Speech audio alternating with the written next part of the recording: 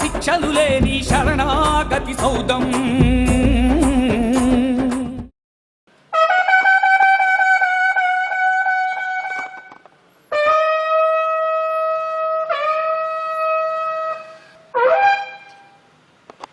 ఓం సాయిరామ్. నేను నీమ్గావ్లో చెప్పినట్టుగా ఒక అద్భుతమైనటువంటి ప్రదేశానికి మనం వచ్చాం. రూయి హనుమాన్ మందిర్. బాబా అనేక సందర్భాల్లో రూయికి రావడం జరిగింది. ఇక్కడికి వస్తున్నామని తెలవగానే ఈ గ్రామస్తులు మనకు స్వాగతం పలకడానికి పుంగి బజాయించి వారి సాంప్రదాయంలో ఇక్కడ మనకు స్వాగతం పలికారు. నిజంగా మహారాష్ట్ర దేశంలో గొప్ప సాంప్రదాయాలు ఉంటాయి. ఆ సాంప్రదాయాలు ఎంత అద్భుతమైనటువంటివి అంటే అతిథులకు ఇచ్చేటువంటి మర్యాద ఇక్కడ మనందరము చూస్తాం. ఈరోజు రూయికి రావాలి. రూయికి బాబా వచ్చారు.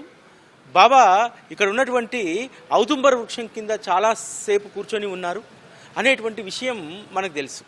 అయితే ఇక్కడ ఉన్నటువంటి హనుమాన్ ప్రత్యేకత ఏమిటి అని చెప్పి నేను గూగుల్ని అడిగాను. ఎందుకంటే ఇది చాలా పురాతనమైనటువంటి ఆలయం. రూయి హనుమాన్ మందిరము సంకటమోచన హనుమాన్ చెప్పి ఆ గూగుల్ సమాచారం ఇచ్చింది. దీని యొక్క ప్రాశస్త్యం ఏమిటి అని గూగుల్లో రాసినటువంటి విషయం ఏమిటంటే, రూయి హనుమాన్ మందిర్తో షిరిడీ సాయిబాబాకు గొప్ప అనుబంధం ఉంది. బాబా అనేక సందర్భాల్లో రూయికి వెళ్ళారు. రూయి హనుమాన్ మందిరము బాబా భక్తులకు ఎంతో ముఖ్యమైనటువంటిదని చెప్పారు. కానీ మనందరము కూడా షిరిడీకి వస్తాం, యాత్ర ముగించుకుంటాం. కానీ బాబాతో అనుబంధం ఉన్నటువంటి రూయి కేవలం షిరిడీకి దాదాపు 5-6 కిలోమీటర్ల దూరంలోనే ఉంటుంది. ఆ 5-6 కిలోమీటర్ల దూరంలో ఉన్నటువంటి ఈ హనుమాన్ మందిరంతో బాబాకు అనుబంధం ఉంది. బాబా నడయాడినటువంటి ఈ రూయి మందిరాన్ని కూడా తప్పకుండా మనం చూడాలి.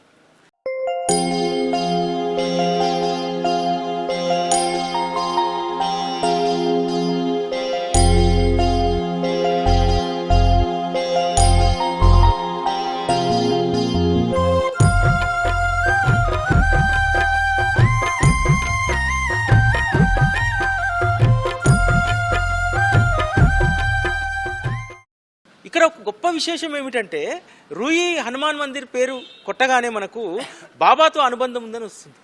అంటే సద్గురువు ఎక్కడైతే వారి పాదం మోపుతారో దానికి వారి ఒక ప్రత్యేకమైనటువంటి ప్రాశస్త్యాన్ని ఆపాదిస్తారు. ఆ ప్రాశస్త్యంతో ఇక్కడ మహిమ పెరుగుతుంది.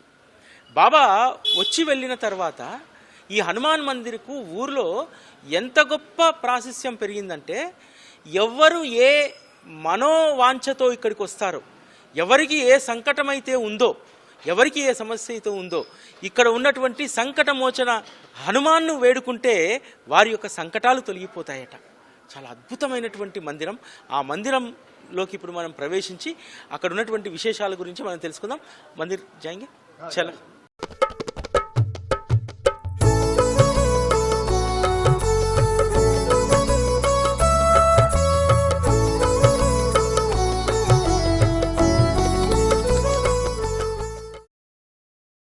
ఇక్కడ మనతో పాటు రూయి గ్రామస్తులు ఉన్నారు, ఈ మందిర నిర్వహణ చేసేటువంటి వారు. వారిని అడిగి మరిన్ని విశేషాలు తెలుసుకుందాం. साईराम भैया। साईराम। ये मंदिर का बारे में बताओ आप। ये मंदिर बहुत पुराना है। ये कम से कम 2000 वर्ष इनको हो गया है ये मंदिर को। इससे हमारे पुराने लोग बोलते थे। अभी साईं बाबा भी यहाँ आने के बाद हमारा वो जो सरला बैठे गंगागिरी महाराज, उसने साईं बाबा के बारे में माहिती दिया। ये महापुरुष है, ये सबका मालिक एक बोलने वाले देव साईं बाबा थे ना, वो उनकी पहचान सदगुरु गंगागिरी महाराज ने किया। ये बाबा जी का फोटो उधर है, गंगागिरी महाराज का फोटो उधर लगाया है। और उसके बाद बाबा जी की महती दूर दूर जग भर में फैल गई। और बाबा जी के अनुभव सभी भक्तों को जो मनोभावे कामना करता है, सेवा करता है, उसको बाबा की प्राप्ति मिलती है। ऐसी बाबा की ख्याति है। बाबा या आते थे, वो जो मंदिर हमने उधर मंदिर है बाबा जी का, यह पुराना शिव का मंदिर था।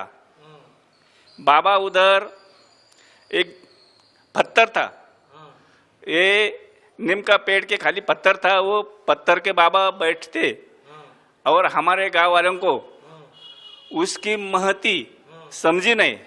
हमारे गांव वाले ने बाबा जी को पिटा के लगा दिया और बाबा बार बार रूई से आए थे। फिर बाबा निमगांव से वास्ता कर रहे, निमगांव से साकुरी, साकुरी से जाली निमगांव, जाली निमगांव से बोले रहा था उधर सब बाबा जी घूमते थे। लेकिन बाबा जी की इच्छा थी इधर रहने की। पुराने लोगों ने उनको उनकी महती समझी नहीं। बाद में बाबा जाने के बाद वो फिर इनको लोगों को समझा कि ये देव पुरुष अवतारी, वे पुरुष देव अवतारी था, ऐसा गंगागिर बाबा जी ने पहले बोला था। फिर बाद में हमारे गांव के लोगों को उनको प्रचिति आ गई। ऐसी बाबा की महती है रुई गांव में।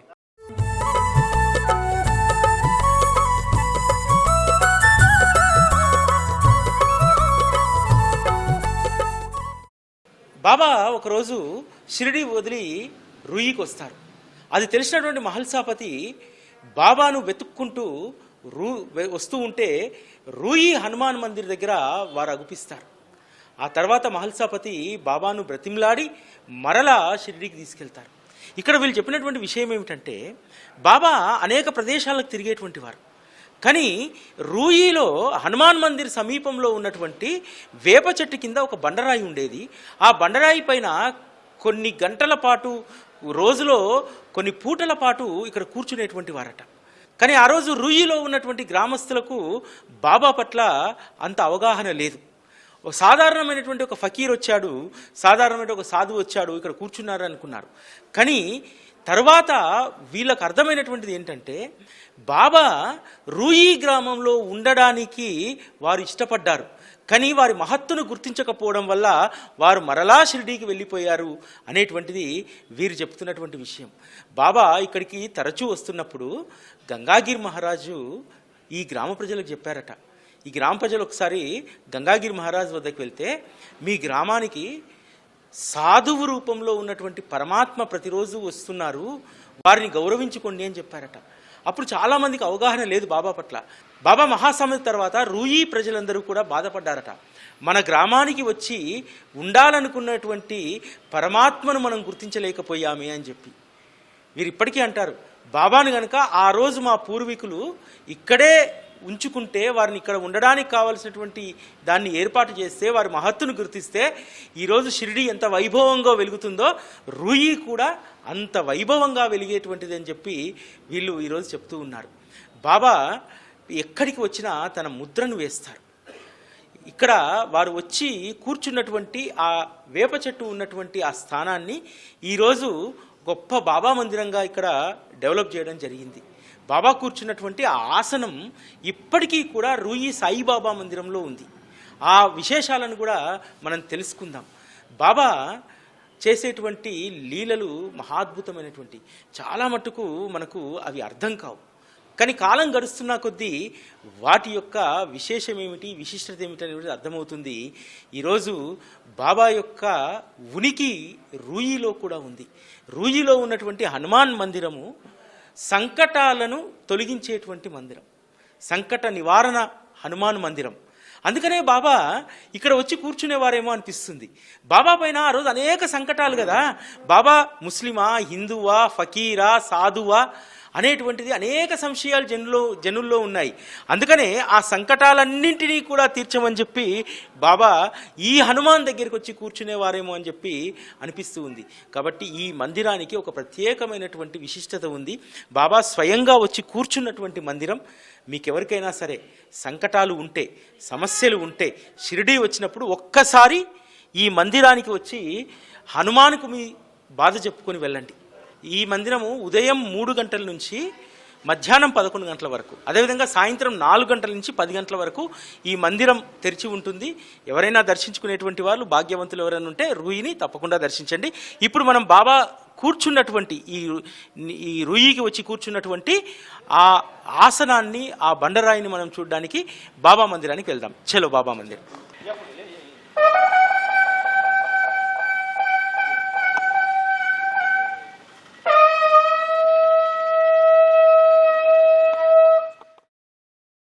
బాబా రూయి వచ్చినప్పుడు ఇదే స్థానంలో కూర్చునేటువంటి వారు కూర్చున్నటువంటి ఆ నింబ వృక్షము ప్రస్తుతానికి ఈ మందిర నిర్మాణ సమయంలో దాదాపుగా దీన్ని తీసివేశారు.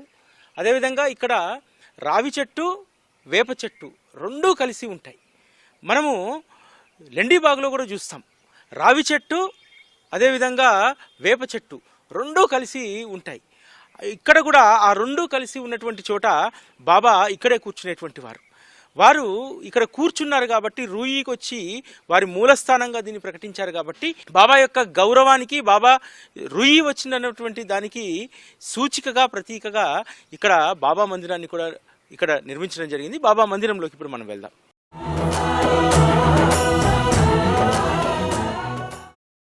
బాబా రూయికి వచ్చినప్పుడు హనుమాన్ మందిర్కి సమీపంలో శివ మందిరం ఉండేది.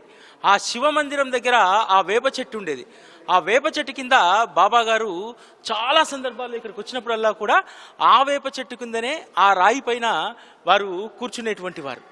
బాబా ఈ గ్రామంలో అడుగు పెట్టినందుకు వారికి గౌరవంగా ఈరోజు అందరూ కూడా తరతరాలు దీన్ని గుర్తుంచుకునేలాగా ఇక్కడ శివాలయంతో పాటు బాబా మందిరాన్ని ఇక్కడ నిర్మించడం జరిగింది.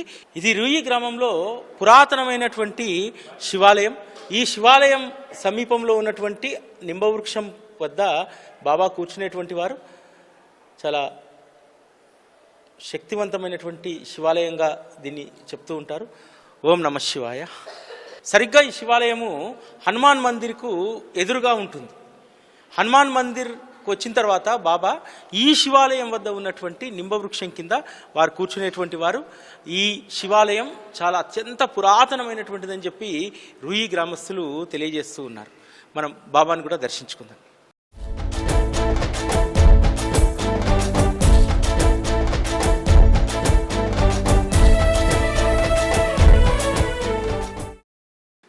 बीस 22 लोग या पारण करने को बैठे थे.